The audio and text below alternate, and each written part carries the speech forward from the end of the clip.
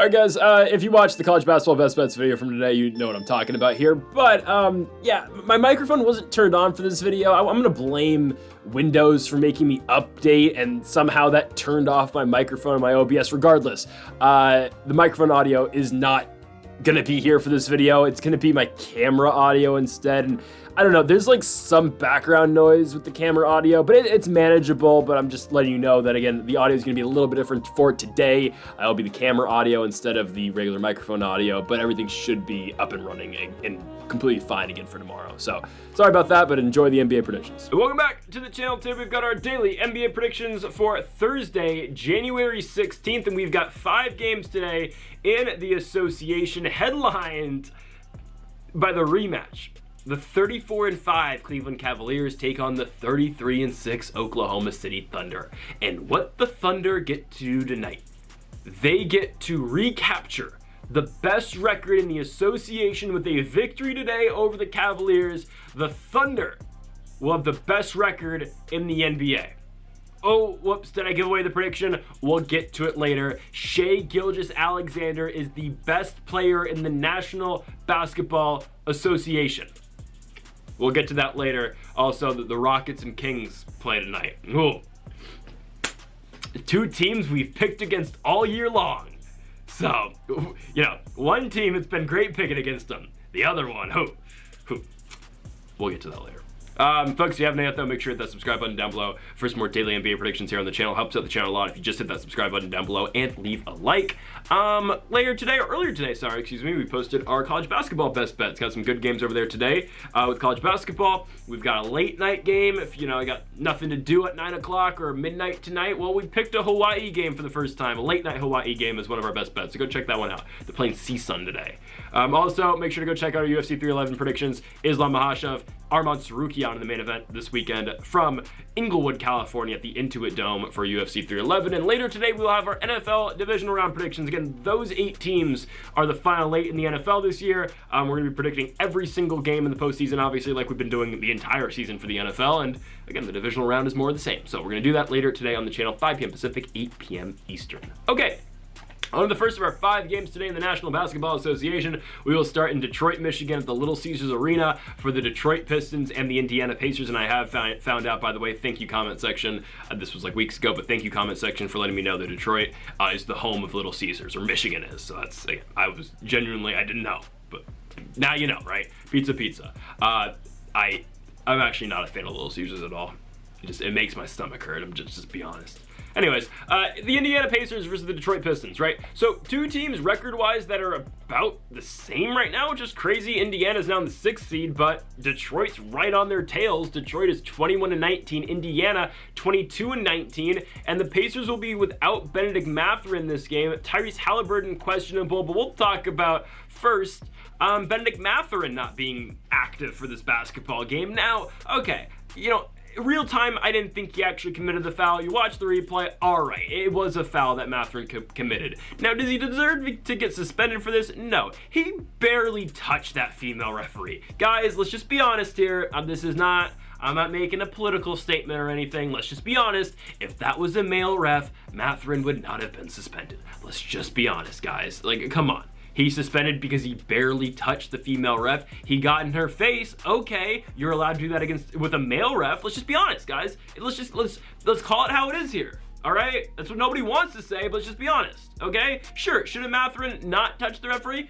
No, he shouldn't have done that. But he, by the way, he didn't even lower his shoulder at her. He walked past her and kind of budged her with his shoulder. Okay, again. Let's just be honest. If he did that to a male referee, I don't think he gets suspended, okay? But it's fine, okay? Tyrese Halliburton questionable for this game with a groin injury. Who knows if he'll play? I don't know. Aaron Nesmith finally might be back. He's questionable with an ankle injury. If the Pacers can get Nesmith back, that really helps out their depth. Hopefully Tyrese plays this basketball game. Obviously, no Mathurin means probably Jarris Walker steps into the starting lineup. I doubt it'll be Ben Shepherd. It'll probably be Jarris Walker. Or it could be Obi, but it'll probably be Jarris Walker. I'd hope Tyrese plays this basketball game, but hear me out here. I like Tyrese a lot. One of my favorite players in the league, if not my favorite player in the league.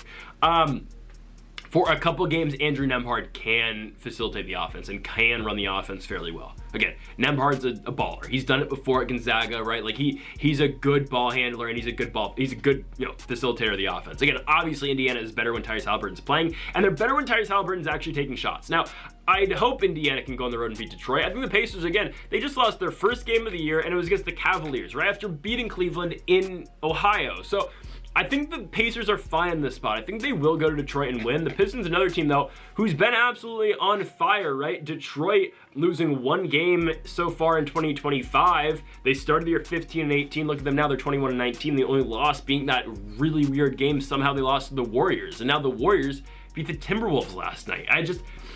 The NBA is weird sometimes, man. It's just really weird. Cade Cunningham, obviously one of the better players in the league, should be an all-star this season. Cade's been playing lights out. No real injuries for Detroit right now, other than obviously Ivy, but Ivy's going to be out for a couple months with that broken fibula. Actually, maybe only a month and a half. But I do think Indiana on the road is able to win this game, regardless, Tyrese Halliburton or not. Again, it increases the chances Indiana wins with Tyrese in the lineup, but even without Tyrese, again, for a couple games, obviously season long, no, it's not sustainable, but for a couple games, yeah, Andrew Nembhard can take over and he can be really efficient for Indiana. Hell, you saw it last year in the playoffs, Nembhard, especially against the Bucks. Nembhard's a really good basketball player. So I think the Pacers are fine in this spot. I think they go on the road here and beat the Detroit Pistons. We get them at plus money. Hey, I'll take it. Give me Indiana on the road to defeat the Detroit Pistons. Let's move on to our nation's capital, to Washington, D.C. for the Phoenix Suns and the Washington Wizards. It's just like every day, oh, here come the Wizards. Like, it's just, hear me out, guys. Odds on the Wizards don't cover. Like, just every game. Like, honestly, I don't know exactly what the Wizards' record against the spread is this season. I'm gonna look it up. I think the real app legitimately does have that, like, listed, their record against the spread this year. So I'm gonna check this real quick if I can find it. But Washington's got to be horrible against the spread all year long because they just don't really play competitive basketball games. Let me try to find it. Okay, they're 14-24 against the spread this year. So again, odds on 2 out of 3 games, about. The Wizards don't cover the spread because they usually just get blown out in their losses. It's very rare they win. They have 6 wins all year long. And for as dysfunctional and as bad as the Suns have been, this is a get-right game. That's all this is. Right? The Suns just made a trade. They traded Josh Okogie to the Charlotte Hornets for Nick Richards. I think they sent a couple of second-round picks to Charlotte as well. 3 second-round picks in Josh Okogie for Nick Richards. It's a good pickup. Richards is really good. We were talking about how the Suns were playing Oso. I don't know where he now really fits because Mason Plumlee's probably going to get minutes off the bench. I would assume Yusuf Nurkic is on his way out. I really think so. I think some team will take a chance on Nurk, obviously, but there is, again, locker room issues, I think, of sorts going on with Nurkic. He is injured as well, I believe. Is he? Yeah, he's sick. I don't know. If I had to assume some team's going to get Nurk a shot, again, for a couple second-round picks, someone will bite on Nurkic, and they should. Again, Nurkic is not, he's not like to the point where he's out of the league, but I think he's done in Phoenix. Again, Bradley Beal just got moved to the bench. Yusuf Nurkic is getting cut, or he's gone. You know, he's getting traded. Obviously, though, Nick Richards is not going to be playing this game for Phoenix. He literally just got here. So we'll see Mason Plumlee and we'll see Oso play as well for Phoenix. I think they should be able to go on the road, though, and beat the Wizards. I'd expect them to. And I expect them to cover, obviously. Coming off that loss to Atlanta, D-Book puts up 35. They still lose. Again, all this is the get-right spot for Phoenix. They have not won a game by double digits since January 6th. Oh, God. Oh, they haven't won a game by more than 10.5 points in a very long time.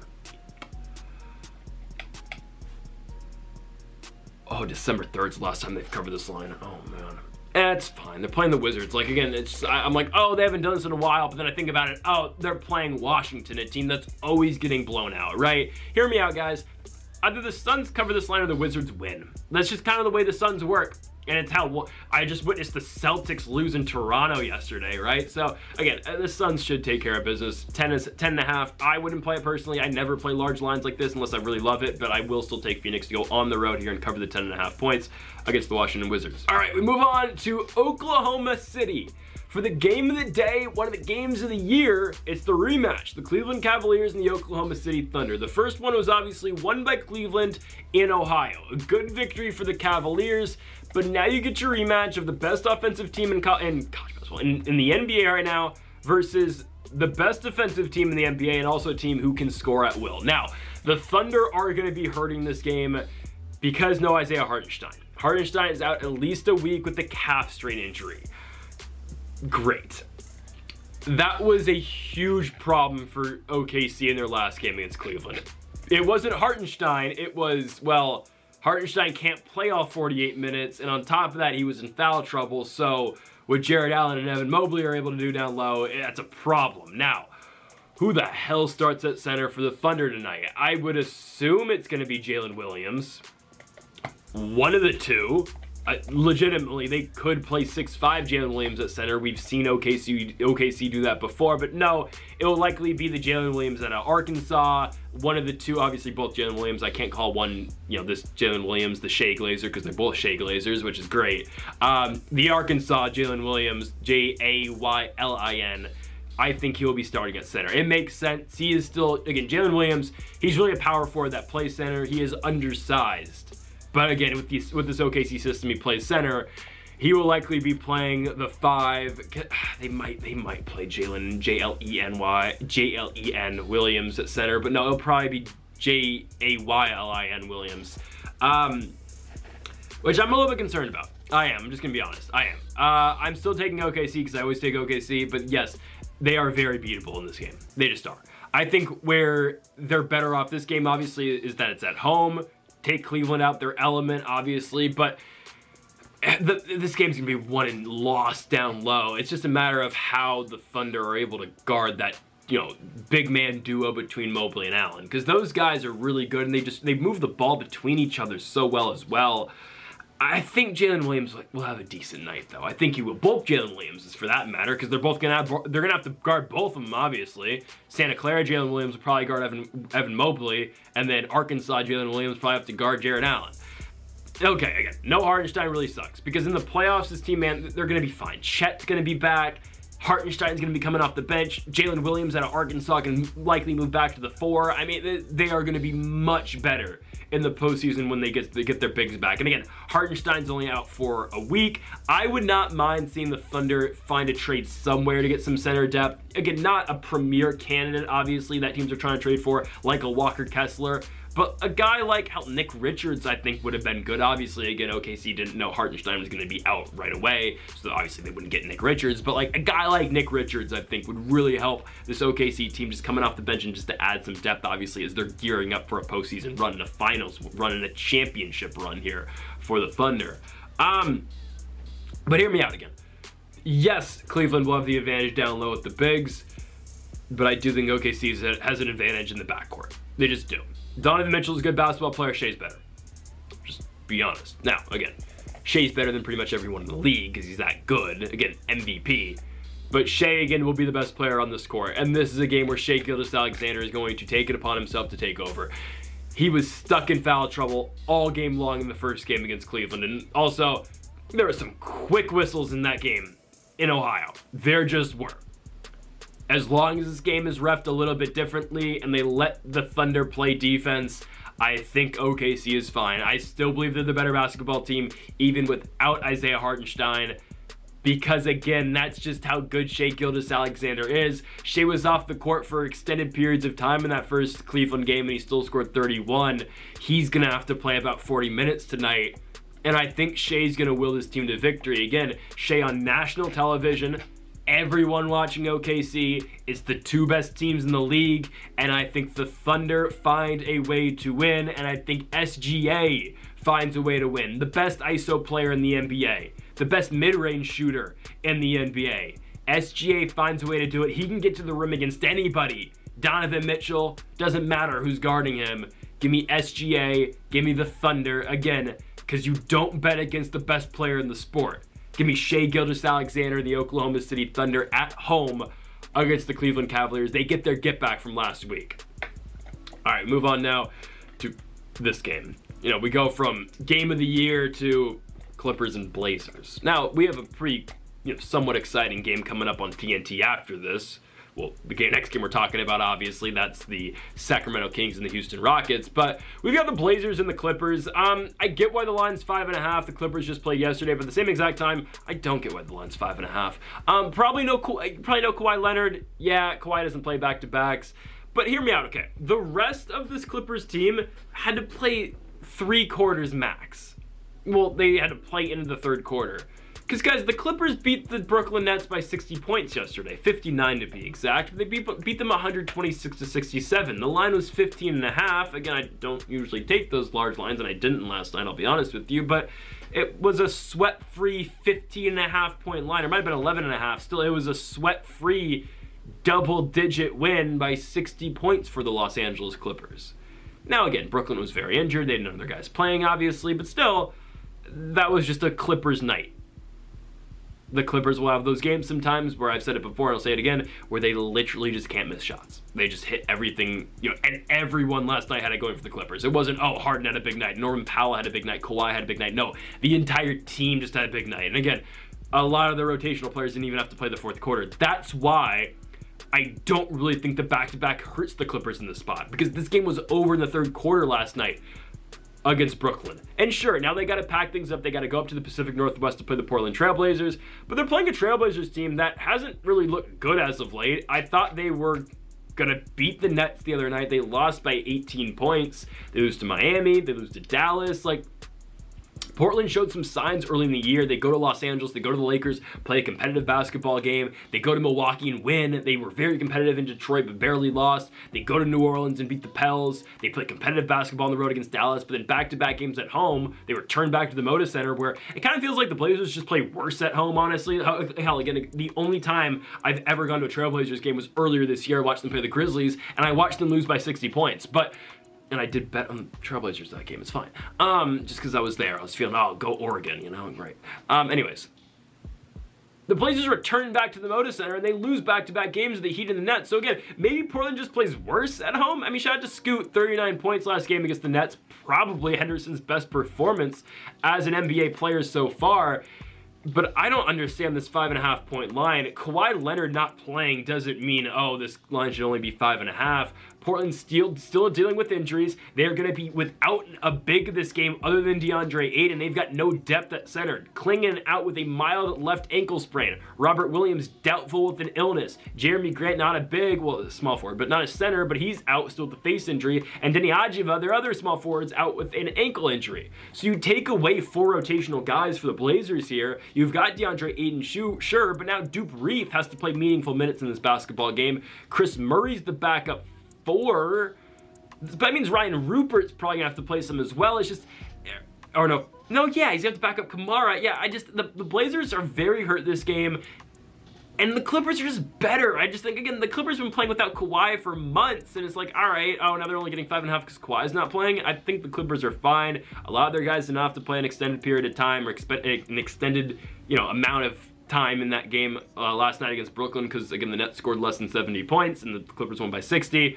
I think the Clips are fine here on the road against Portland. They should cover the 5.5 points and they should win as well. Let's go on to our final game of the video as we move to the Golden One Center, Sacramento, California. The Sacramento Kings versus the Houston Rockets. And guys, I think this is W character development. I'm taking the Houston Rockets. I know. I'm usually the biggest Rockets hater. Now, they only won yesterday because Jokic didn't play. But, I'm taking Houston here, guys. All right, I'm taking Houston. I've been very split about this game. I've seen this game on the schedule for a very long time, because these are my 2 teams I just don't pick. Rockets, Kings, Warriors are like the good team. Good teams. That's not at the Rockets, actually. That's at the Warriors and the Kings. But those are the good teams I don't pick. Guys, I guess we need to have that conversation about Jalen Green. Is Jalen Green actually really good? Legitimately, man. Jalen Green, back-to-back really good games. He's been playing lights out since the turn of the calendar year. My goodness, man. Jalen Green's been playing really good basketball. So far in 2025, Jalen Green's yet to score under 20 points. Mavericks game 22. Celtics 27, Lakers 33, Washington 29, Memphis 27 and 42, and the Nuggets win last night 34 points. Jalen Green, sure, he takes 15 shots, 15 3-pointers a night, but he's hitting half of them at this point. So good on Jalen Green, he's playing great basketball. You combine that with Alfie Sengun, who's been great this year. You combine that with Fred VanVleet, who will have his nights, and Dylan Brooks, who will have his nights. But Amen Thompson has been great in the starting lineup in replacement of Jabari Smith. Thompson's been really good on the glass, and obviously Amen Thompson's always been a good defensive basketball player. The Rockets, all right, guys, I'm not sold yet, but sure. Yeah, Houston. They're still going nowhere in the playoffs. But, you know, great. Happy for Houston. I'm not taking the Kings, though. We're taking the Rockets. Guys, Sacramento, the Cinderella's over. All right? Doug Christie's beginner's luck is over now. All right? They won 8 straight games, 7 straight games. Great. They go to Milwaukee, they lose. Come back home, they're going to lose to the Rockets. All right, the Rockets are going to get them here. Sacramento's favored, so damn it if Houston screws us tonight, I swear. But, you know, Sacramento's healthy. Malik Monk, probable with the groin injury, he'll play. De'Aaron Fox, again, he's been back. He's been good. I get that. Sabonis has been really good as well. I just think the Rockets are the better basketball team. Houston's going to play really good defensive ball like they usually do. And, guys, we're going to ride the Jalen Green hype train here. I know. Let's hop on board. This is just, I feel like, you know, the last time I really hyped up the Rockets is when they played the Warriors earlier this year in Golden State, not the in-season tournament game. And I was like, you know what? Taking the Rockets in Golden State. And they lost to a Warriors team without Steph Curry. If the Rockets lose when I actually hype this team up again, man, I don't know. But I think they're better than Sacramento. I really think they are. They play better defense. Sacramento, sure, they'll have their nights where, again, they, you know, are very good shooting-wise, but I do think the Rockets are able to get them here. If the Rockets play good defense, disrupt the shooting tempo again of the Kings, I think the Rockets should be fine here. Give me Houston on the road. If they can find a way to shut down De'Aaron Fox, which I think they should be able to. Oh, God, VanVleet. If they switch Jalen Green onto him, we'll see. They find a way to limit De'Aaron Fox, they'll be fine, because I don't mind the matchup of Amen Thompson and DeMar DeRozan, and obviously you get Dylan Brooks and Keeg. Yeah, well, Sengun's going to be on Sabonis. I think the Kings win all these matchups except for VanVleet and Fox. As long as they're able to kind of, you know, find ways to shut down De'Aaron, I think the Rockets are fine here. So yes, give me the Houston Rockets. I've been hating, but no, hating no longer. Give me the Houston Rockets plus money. They'll go on the road second half of a back-to-back and beat the Sacramento Kings. So folks, thank y'all for watching our NBA predictions here for January 16th. If you have not yet though, make sure to hit that subscribe button down below for more. Make sure to leave a like if you did enjoy the video. Make sure to comment if you do disagree with any of the picks. Folks, thank y'all for watching, and Mamba forever.